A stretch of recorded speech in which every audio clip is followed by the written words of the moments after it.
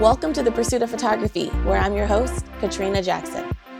I'm a senior portrait photographer, educator, wife, mom, and small-town business owner who believes you can create work you're proud of while building a business that supports the life you actually want to live. On this podcast, we'll have real conversations about photography, business, creativity, confidence, client experience, and what it truly looks like to build a sustainable photography business without sacrificing yourself in the process. Today's episode is going to be a little different because I want to start at the beginning. Before we talk about posing, pricing, sales, marketing, and any of the things photographers typically discuss on a podcast, I want to share my story. After all, this is the pursuit of photography, right? How a dental assistant with a camera became a photographer, how that photographer became an educator, and why I felt called to create the pursuit of photography. So grab your favorite drink. You guys know I already have my Diet Coke in hand. Let's settle in and let's dive into the story behind it all. My story. Okay, guys. So like I said, we're going to start with my story, the pursuit of photography. I feel like there is no other way to start this than with my own story. Because like I said, it is called the pursuit of photography after all. So if you would have told me in 2011 that this girl would be turning her little house into a tiny portrait studio, that one day she'd be sitting here recording a podcast for photographers, I honestly would have thought you were joking. I haven't ever been one that has my whole life figured out. I was not that little girl who dreamt of getting married, having the white dress, having a white picket fence. I just feel like I've been bumping along. And you know what? I've been bumping along and I've been doing just fine. But our first home is now my photography studio. At that time, it was supposed to be our pool house at some point. Like we knew we would build our forever home and we knew that house would be our pool house. Well, there were other plans that I had no idea about. And I am totally fine with that. Someday it might become our guest house or our pool house. But for now, it is my studio. None of this was planned. Like I didn't go to school for photography. I wasn't the creative kid. I still to this day joke around with my clients. I'm like, oh my gosh, I'm not that creative. And they're always like, why do you say that? Like you are so creative. But I know it's because there are so many talented and also creative photographers that blow me away. But that's not my brain. That's their brain. That is their special sauce. My special sauce is different. So I have stopped saying I'm not creative. My creativity is just not someone else's creativity. I didn't have this big business roadmap. I was a mom with a camera that I got for Christmas one year because I wanted to take better pictures of my daughter, who at that time was probably 4, not even going into preschool because I have good photos of her going into preschool. So she might have even been like 3 or 4, honestly. Those pictures are just hilarious because I thought that work was just great and beautiful. And it is beautiful because my daughter's in it, but it is nowhere near what my work is today. And somehow this has all turned into a full photography business, a brand, and now an education side that I'm calling the pursuit of photography. So today I want to sit down and I want to tell you like the real story, the messy parts, the exciting parts, burnout, growth, moments that changed everything, and honestly, why this community matters so much to me. So I'm going to start back. Actually, this is kind of a funny story. Like I'm going to start back to what I thought I was going to be doing to this day, which was being in the dentistry industry. I wanted to be a dentist. And was that ever in the cards realistic for me? Probably not. Because my idea of being a dentist, you guys, which is hilarious now, and even hilarious when I was in my 20s, was I recall the dentist coming in, checking the hygienist work and being like, okay, great, she's good. I had never had a cavity. I still have never had a cavity, you guys. I am going on, I'll be 42 this year. So, and yes, I am loud and proud about my age because usually when people find out how old I am, they are shook. And, there's a part of me that likes, likes that. So I wanted to be a dentist because I was like, okay, yeah, you got to go to school for this long, but like, all I have to do is check their teeth and they're always great. I did not know as a child that the dentist was in the other rooms filling cavities and doing root canals, pulling teeth. It never occurred to me. I just figured he or she was at their desk doing whatever they wanted. So as I started my college career, or college experience or that journey in my life, it was turning out to be a little bit harder than I thought it was going to be. And I sat down and I was like, okay, if I am going to do this for the long haul, I should really know what it's like to be a dentist. So I figured I would go and be an assistant first because a lot of people will go and be a hygienist, but I saw what the hygienists were doing. They are working their tails off. So I wanted to be an assistant. So I went to be an assistant and I soon learned that there was a whole other side of dentistry, that the dentist was actually working when he was not coming to check my teeth. So I pivoted really quick. I actually really, really loved being an assistant. I was good at it. I'm going to give myself a pat on the back because I was good at it. I actually only worked for one dentist. I went there during one of my internships, and it was like the second to last internship. It was in my town, and he had two assistants at that time. There was no opening for a job. And what is ironic, you go to school, they tell you about doing a resume. Well, 2 weeks before I finished my last intern and like finished school, he had an opening for an assistant. And he called me because, like I said, I was good.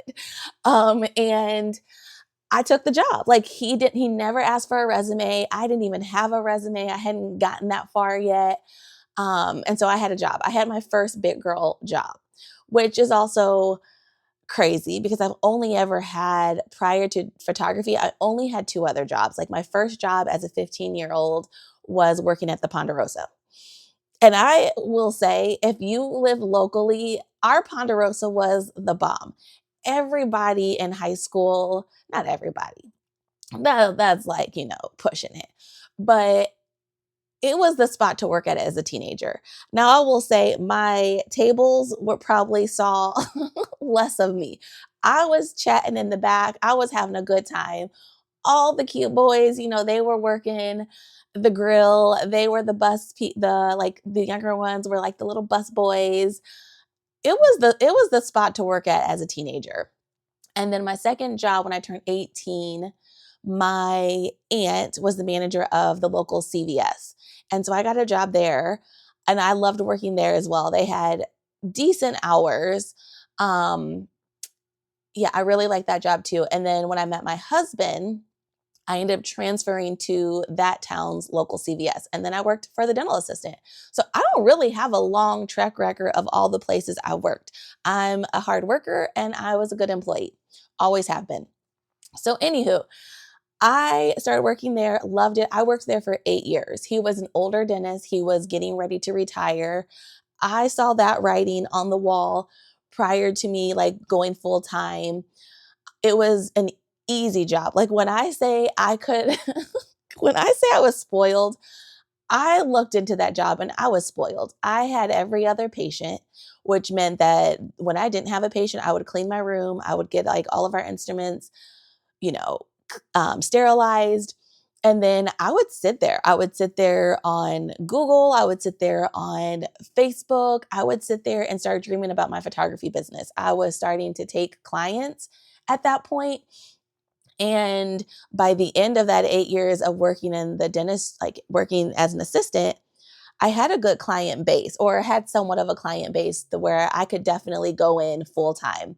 And my daughter at that time, McKenna, was a competitive gymnast. We drove 1 hour one way to her gym. So we spent easily 13 hours a day in the car. We only had 2 days off. We had one day during the week off and we had Sunday off. That was it. So I was running out of time. I was spending, like I said, 13 hours a week driving. She was spending 15 hours a week in the gym. And then I worked full time. It did not leave much time for photography, but I still had a good photography business. So I was like, you know what? You only live once. I'm going to do it. So I told my husband, I'm like, hey, I am going to go full time. I'm going to put my 2 weeks in and I'm going to make what I'm making here. And I've done that. I have done that every year since, because it wasn't like a high paying job. I was making good money as a 20-year-old? Yes. But in my small town, it wasn't a competitive space, like it is in bigger cities. So anywho, I put my 2 weeks in, I closed that chapter, and I was off to the races. And then my daughter, like I said, she was in competitive gymnastics. So I could run my business while I'm sitting there at the gym, because what else am I supposed to do? And that's what I did. And I started getting lots of her teammates. I started getting lots of girls in my local area. And things really took off and started to bloom. I kind of want to go back a little bit to talk about my first two seniors. So how did I become a senior photographer? Out of all of the genres there are, I did it all in the beginning. I did newborns, I did seniors, I did weddings. I never was a pet photographer. I guess that's really kind of the main ones. So I did all of them, family shoots as well. And I really love seniors. So at some point when, Facebook was popping off and you could post any and everything and everybody would see it, those were the golden days, y'all. Those were like, I mean, if we could go back to when Facebook and even Instagram was like hot and popping, I would in a heartbeat. So I did 2 giveaways and they were seniors and I loved it. I am still Facebook friends with both of those girls still to this day. They are now married. They now have multiple kids. I think one just has one kid. I think I was thinking of the other girl had a sister and she has multiple kids. So, and I photographed her senior session as well. But those were 2 giveaway sessions. I walked away from those my cheeks hurt so much from laughing and smiling. And I just was like, man, if I could bottle up this feeling, or if every shoot can be like this, that's what I want to do. And I still did other things. Like, so I dabbled in the newborns. I loved the newborns. But having it have to be so hot in my studio, which at that time was my living room, getting peed and pooped on, it just wasn't worth it for me. I shot weddings.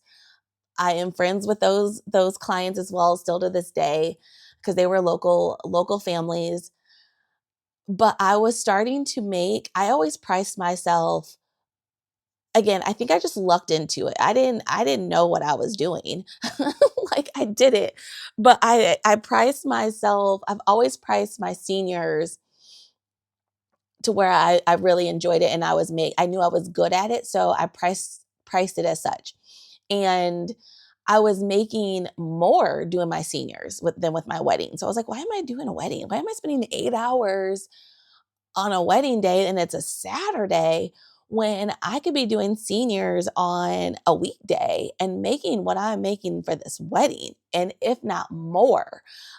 So I did a hard pivot. And it just really stressed me out. Like if I miss the first kiss, or if I miss anything, or if your card got corrupt, and that happens. Like it is a part of the business. I was like, I'm just going to get out while I'm ahead. I have not missed a first kiss.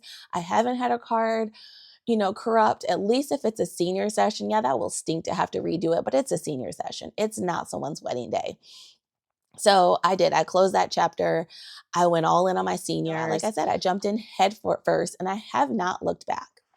All right, you guys. So I never was the girl who thought she'd own her own business, which is kind of funny because my dad has always, he literally had the same job right out of high school. My dad, before he graduated high school, he called this factory in town every day until they had an actual opening. And he finally called one day right before graduation. They had an opening. The front desk lady, the receptionist, she knew my dad's by name at that point, and she'd be like, "Carrie, there's no jobs, there's no jobs." And then finally one day she's like, "Carrie, come get this application. It's got your name on it." He went and filled out the application, had that job until he retired. But my dad always had side jobs or side hustles or little businesses. My dad had a plow business. He had multiple car wash businesses where he would detail and hand wash cars. He had a karate business, which was a nonprofit, taekwondo. My dad taught taekwondo. Because my dad is a third degree black belt. So he would teach that. He taught boxing. My dad was a boxer before me. My dad had many lives before me. My dad was going to go pro, and he found out like my mom was pregnant with me. And so he chose to not go pro. But I never was the girl who thought she would own her own business, which is kind of funny. Like my dad always had his own business. And then not only that, if I take it one step further, my husband, who I met when I was 19 years old, he has his own business. It's a family-owned business. His dad started it before he was even born. And then my husband worked on the family business from the time he was little. Like he couldn't even push the pedals to the trucks and the machines, and he did the controls. And then at some point when he can reach the pedals, he was doing the pedals. So my husband has always worked in his family-owned business, which is a demolition company. And obviously I married into that company, and he's always been self-employed. So it really was like almost like a no-brainer, because a lot of people are like, "Oh my gosh, how are you both entrepreneurs or both self-employed?" And to be honest, like God always provides. So it's never been this, "Oh gosh, when's our next check coming?" or anything like that. So, and honestly, photography has entered my life in the most accidental way possible as well. But if I look back at high school or even elementary and even middle school, I've always loved pictures. So back then, you guys, like we actually printed our photos. Like I was big on having my albums. I have a middle school one. I have grade schoolers is more just like loose image, like 4x6s. But then high school, those I have bigger albums from high school, prom. We had a GR dance. All the times, like my gymnastics girlfriends and I would hang out. Like I have so many pictures from high school, but it wasn't portraits or professional photos. They were just us being kids and documenting our lives. So I do feel like now when I look back, I can see that photography was always there. It just wasn't about being posed and being styled. I feel like that part of it has even made it more fun or even challenging, or like I said, you get to be creative, because I love classic. I love keeping it simple. I love for the shoot to be like a version of perfection that looks like you weren't trying. So like it's all on purpose, but it looks so accidental. I love that about styling. Okay, so I want to pivot a little bit and I want to talk about the hard seasons, right? It has not always been rainbows and butterflies. My business has been, I talk about this a lot with like my photography girlfriends. Like they're probably tired of hearing me say like, "Oh my gosh, I feel like I have to work so hard for every single client," or "I have to post on social media." Because there's photographers who don't have Instagram. They don't have Facebook. Like they might have a brick and mortar business. They rely on word of mouth. They might rely on Google. I don't know what they rely on, but I feel like I have had to have Like if I had to, if photographers can have 10 pots to fill, I feel like I've had to be filling all 10 pots. Where some photographers can put all like I said pots to fill, like water filling, into a pot, where you can say like all your eggs in a basket. Like what I don't even know if that is an actual saying that I just made up. But all of your eggs in one basket. I have felt like I've had to spread out my eggs in multiple baskets, which can be a little frustrating as a photographer, where on the outside looking in, it appears that this photographer just popped up overnight and they became an overnight success and it just comes so easy to them. That doesn't mean that that's true. That just means that that's what I believe, or that's my opinion. That is not their truth. Um, my truth is that I've had to work really hard for my business. I've had to put in the work, and then I've had to reinvent myself, like Taylor Swift. I feel like I've had to reinvent myself multiple times. I feel like right now I'm in a season of reinventing myself because burnout came out of nowhere for me. Like last year, burnout snuck up, and I don't know. I don't know if it was, I guess it was 2 years ago. It's probably the start of it, but it was like when I turned 40. And I don't know if like it was actually me turning 40 or if it was me kind of being like, I don't want to do this no more. Or I don't like, and not photography, but like just certain things in my life, or vocalizing things like, nope, we're getting rid of that. I'm done doing that. And I think that comes with age. So 40 might have been the number for me, but I think it was maturity. It was, just being more wise and realizing that life is short. I at that time when I turned 40, my oldest was graduating high school. So, again, I'm planning her graduation party. I'm seeing all of her life on display at this graduation party because again, I've documented everything. Like she was the kid, like we could have had a museum. Like we've got the first binky, we've got the first outfit, we've got the bottle, we've got the first gymnastics outfit, we've got all the medals, we've got her record of the breaking of the record for her track. We we had it all. And like we dialed it down because at some point it's like, okay, this is a little much.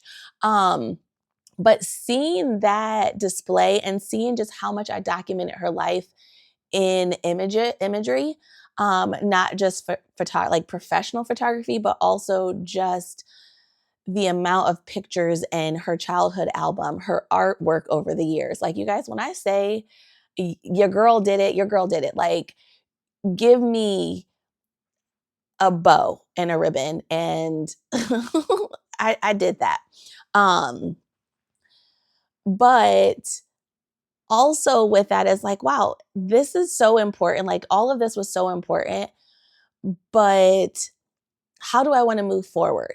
I still have an 8-year-old. So at that time she was 6, and I feel like Kenna grew up overnight. So I don't know if I got in my head of things of I wanted my life to be more meaningful. Like I wanted things to matter. I wanted to matter in my business. I'm not just taking these seniors and teens photos because like, oh, they're just pretty photos. No, like I want them to be able to look back on their images how I was able to look back on my daughter's images.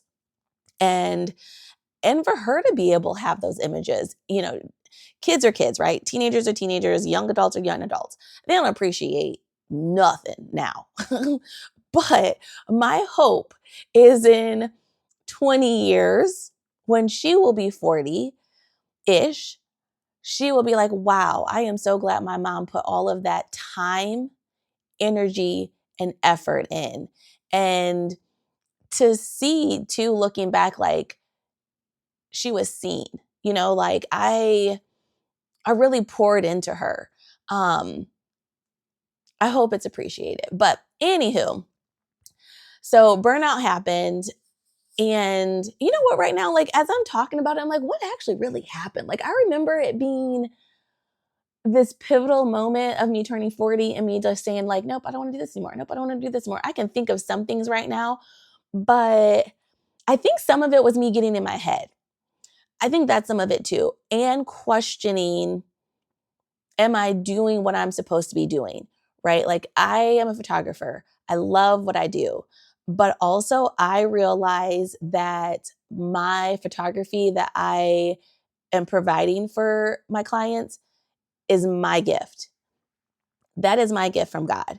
And am I using that gift how I'm supposed to be using that gift? Not everything about me is about making money. Like, I do have a business and it does need to be profitable, right? Otherwise, this would be charity. But I started questioning some things of the chasing the money aspect of it. And yes, that's important. Like, my bills need to be paid. Um, but you can start drinking the Kool-Aid of what is trending in the industry. And then all of a sudden, you're not doing it for you no more. You're doing it because Susie down the road told you to do this. And if it is leaving you with an icky feeling, then I don't need to do that. Like, I'm not doing this to feel icky. I'm doing this because I love to do it. I'm doing this because I know this is my God-given gift. And I want this gift to be seen to more people. So I kind of got on a tangent on that because we will dive into that later, y'all. But that's gonna have to be like, multiple podcasts down the road, because that's a beast in itself that I'm not ready to unpack today. But yeah, so I talked about burnout, talked about the social media. I love social media. I actually do love creating content, but heavy emphasis on but. I miss the easy version of social media. I used to always be on my stories, and now it's like I can't figure out what to say or what to do because every day is the same day. Like, every day is the same. I am very regimented in my routine. Like, so it's a little boring, to be honest. But again, I feel like that's kind of life. Like, I like my simple life. Um, so social media presence, like, that's a whole thing in itself. I do love creating content. I hate that it's become so complicated. I'm a photographer. I'm not a videographer. And now I'm having to be a videographer, a social media strategist, a brand designer, like all the things, which is why I've been really excited about the AI, some of the AI that's come out. There is some that's, way out there. I don't like watching a reel and then you're like, was that real? You go to comments, of course it was. Of course it was fake. It was AI. Um, but I love my AI tools that I've been able to use. Okay, so we are going to dive into a few of my rapid fire questions. And I'm going to do this like the first couple of podcasts too, because I think I want to answer them on the fly so that you guys get like the real version of them. So they're broken up right now into categories. So I'm just going to pick a category and I'm just going to answer the question on the fly. All right. So hopefully, you guys, this category does not get me into a long-winded tangent. So this category is titled Growth and Identity. How has your photography style changed over the years? Honestly, I don't think my style has changed much over the years. I've never been one to use like the crazy filters. My clients have natural skin tones. They're not orange. I know how to embellish the sunset, but I've always kind of done that. It's just gotten better over the years. I think the posing. Okay, posing. Posing has changed because that is definitely something that is more trendy. So in the beginning, it was very much like hand under the chin, very like Vogue-like poses, and you're in the middle of the field. Like, it didn't even really make sense. But that's what everybody was doing. That's what we were doing. Now it is still somewhat, they're definitely posed, but these seniors really want to feel my seniors, right? Because there are different type of senior photographers. My seniors want to be posed, but they want to look like they're not posed. So again, kind of like I said, my styling, like I want you to be styled, but I want it to look like we didn't try. It's effortless. So I will say the posing has changed the most over the years. What do you think actually makes the photographer successful in the long term? Okay, so there's probably lots of different ways you can go about this. If I had to choose the first thing that comes to mind, I am going to say being able to pivot. And the reason why I think that comes to my mind right now is because I do feel like when I talked about the burnout and the saying the no to things, I do feel like there was a huge shift happening in the industry around that time.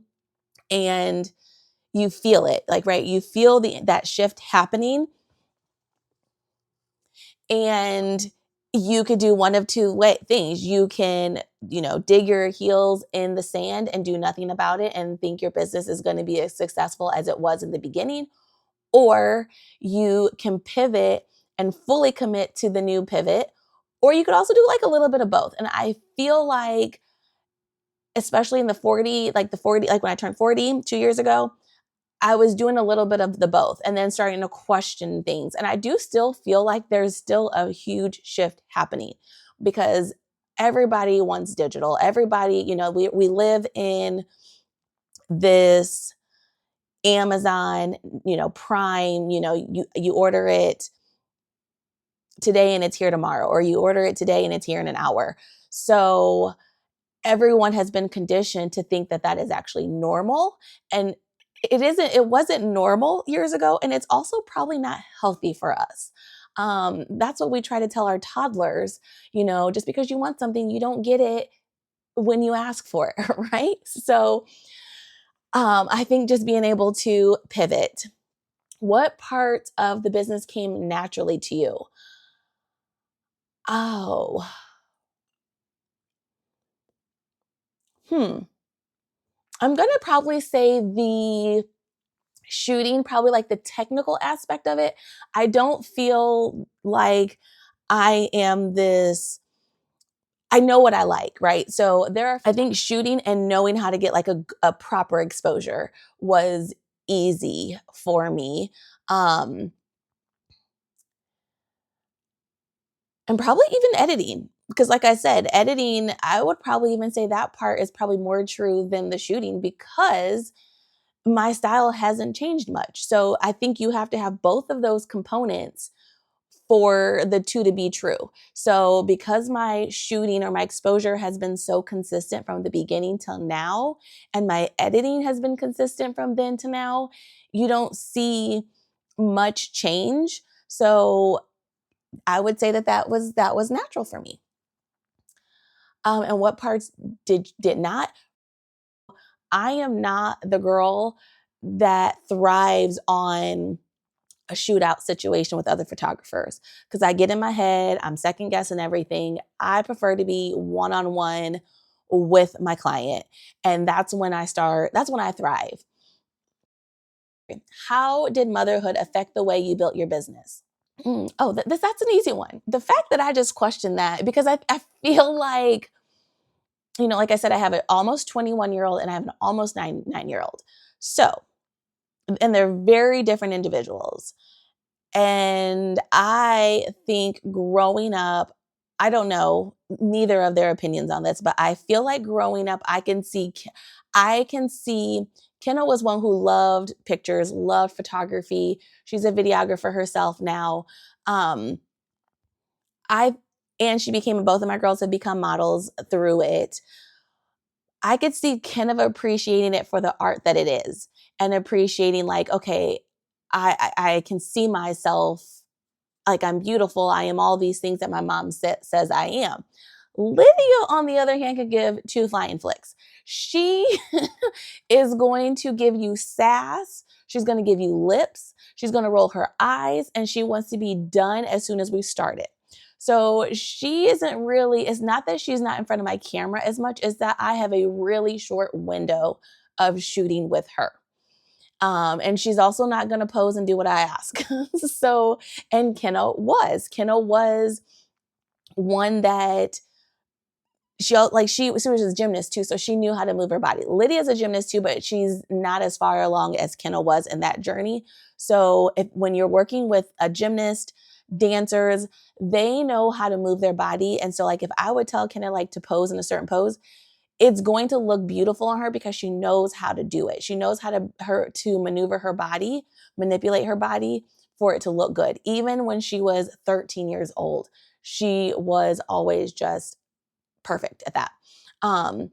But what I will say is I've always said that I love showing my seniors and the moms how I and the world sees them. It is very big. I think that's why I struggle with shadows and it being darker images, because I view people, I know there are darker people, darker, like, they, I don't want to say they lived life and that's why they're dark, but I view most people with having light and just brightness. So my work displays how I see people.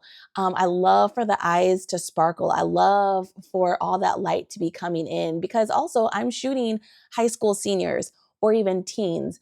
They're young. They have the rest of their whole lives to live. There is so much positive around them. And I feel like I shoot in that way that you see that. You see their personality starting to come out in the images. You see their real laugh at some point in the shoot. And I know the moms see that because I feel that when I'm looking at my images of their own daughter.